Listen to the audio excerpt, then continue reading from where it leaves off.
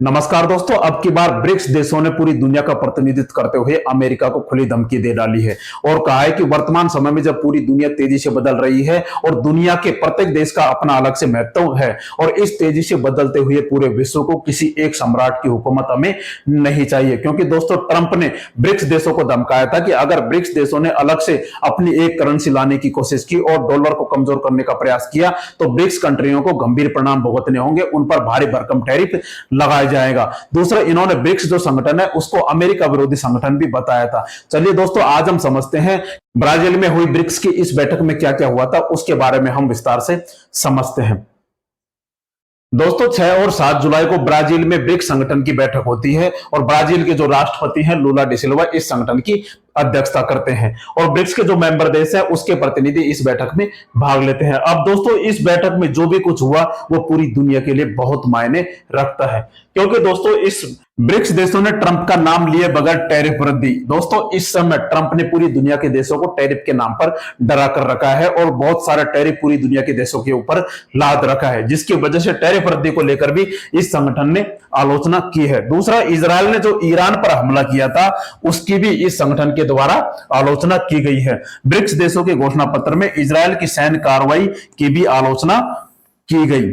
और दोस्तों इस संगठन में भारत और ब्राजील की जो यूएनएससी में स्थायी और परमानेंट सदस्यता को लेकर भी इस पर साझा बयान जारी किया गया कि भारत और ब्राजील को भी यूएनएससी में स्थायी सीट मिलनी चाहिए। और इस बार सबसे दिलचस्प बात यह है कि चीन ने हमेशा भारत का विरोध करता था चीन, अब की बार चीन भी इस पर खामोश रहा, क्योंकि चीन को भी लग रहा है कि आने वाले समय में हमें भारत के साथ चलना ही होगा, भारत का विरोध नहीं करना होगा। और उसको भी, चीन को भी लग रहा है कि इस समय यूएनओ की यूएनएससी की कोई प्रामाणिकता नहीं रह गई है, क्योंकि जिस उद्देश्य से इसको बनाया गया था उसका अब कोई मतलब नहीं रह गया है, जिसकी वजह से लग रहा है कि अब आने वाले समय में चीन भी भारत का समर्थन कर देगा, क्योंकि इस संगठन में चीन ने यह दर्शा दिया है कि चुप रहकर कि वह धीरे धीरे भारत के पक्ष में बोलने लगेगा, क्योंकि अगर अमेरिका का सामना अगर चीन को करना है तो उसे भारत के साथ चलना ही पड़ेगा। दूसरा दोस्तों, जब ट्रंप ने कहा था कि ब्रिक्स देश अमेरिका के विरोधी संगठन है, तो अब ब्राजील की जो राष्ट्रपति है लूला डी सिल्वा, उन्होंने बहुत जोरदार तमाचा अमेरिका को और ट्रंप को मारा है। उन्होंने कहा है कि अमेरिका राष्ट्रपति डोनाल्ड ट्रंप द्वारा ब्रिक्स समूह को अमेरिका विरोधी बताए जाने के एक दिन बाद सोमवार को इस संगठन के नेताओं ने उनके आरोपों को सिरे से खारिज कर दिया। ब्राजील के राष्ट्रपति लूला डी सिल्वा ने तीखी प्रतिक्रिया देते हुए कहा कि दुनिया को किसी सम्राट की जरूरत नहीं है, यह बात अमेरिका अच्छी तरह से समझ ले और ट्रंप अच्छी तरह से समझ ले। और इन्होंने बहुत महत्वपूर्ण बात कही है, उसके बारे में भी हम देखते हैं। ब्रिक्स शिखर सम्मेलन के समापन पर रियो में संवाददाताओं से बात करते हुए लूला ने कहा, दुनिया बदल की है, अब हमें किसी सम्राट की हुकूमत नहीं चाहिए। उन्होंने कहा, ब्रिक्स देशों का मकसद दुनिया को आर्थिक रूप से एक अलग तरीके से संगठित करना है। शायद इसी वजह से कुछ लोग असहज महसूस कर रहे हैं, ट्रंप को मिर्ची लगी हुई है। दूसरा, ब्रिक्स की साझा मुद्रा लाने की योजना पर ब्राजील हालांकि थोड़ा सा पीछे हट गया था। अभी ब्रिक्स संगठन यह चाह रहा है कि दुनिया के और भी देशों को इस संगठन में शामिल किया जाए और अमेरिका जो यूरोप देशों की जो दादागिरी है उसके प्रभाव को खत्म करने का प्रयास किया जाए। अब दोस्तों इन्होंने जो नाटो संगठन बना रखा है अमेरिका और यूरोप कंट्रियों ने, उनको यह लगता है कि नाटो तो किसी भी देश का विरोधी नहीं है, लेकिन ब्रिक्स जो संगठन है वो हमारा विरोधी है। मतलब अमेरिका और यूरोप जो भी कुछ करे वो पूरी दुनिया के लिए सही है और पूरी दुनिया के देश अगर कुछ भी करे वो अमेरिका के लिए गलत है। इसी वजह से तो इन्होंने कहा था कि ब्रिक्स संगठन अमेरिका का विरोधी है। और इन्होंने दोस्तों तगड़ा जवाब और दिया है।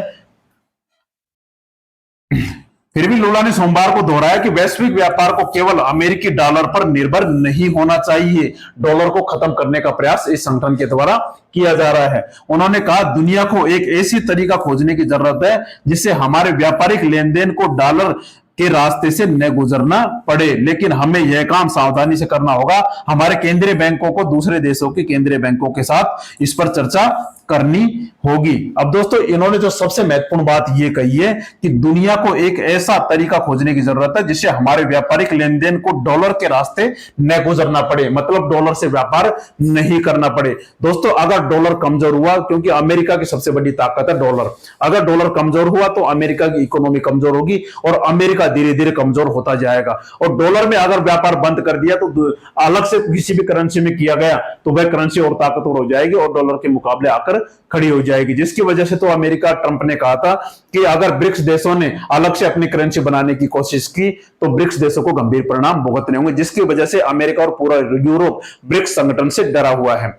अब दोस्तों, जो रूस के राष्ट्रपति है व्लादिमीर पुतिन ने भी कहा है कि जब से यूक्रेन और रशिया का वार हुआ है उसके बाद से रूस के ऊपर बहुत सारे सैंक्शन लगा रखे हैं और डॉलर पर भी प्रतिबंध लगा रखा है। तो रूस क्या कर रहा है, अभी जिस भी देश के साथ व्यापार कर रहा है उसे अपनी मुद्रा में व्यापार कर रहा है। जैसे हमारा देश व्यापार कर रहा है तो हम रुपयों में रूस से व्यापार कर रहे हैं, अगर वो रूस हमसे व्यापार कर रहा है तो रूबल में व्यापार कर रहा है। तो इस तरीके से अपनी अपनी करेंसियों में व्यापार कर रहे हैं और बराबर व्यापार चल रहा है, डॉलर की जरूरत ही नहीं पड़ी। और आने वाले समय में अगर ब्रिक्स देश यह करने में और ज्यादा कामयाब हो गया तो डॉलर बिल्कुल धीरे धीरे खत्म होने की कगार पर आ जाएगा, जिसकी वजह से ट्रंप और अमेरिका और यूरोप के देश बिल्कुल डरे हुए हैं। दोस्तों, आपको इस विषय पर क्या लगता है एक बार कमेंट करके जरूर बताएं।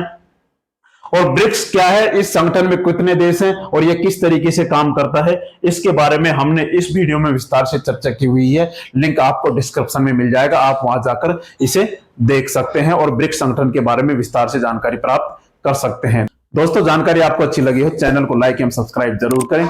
जय हिंद, जय भारत।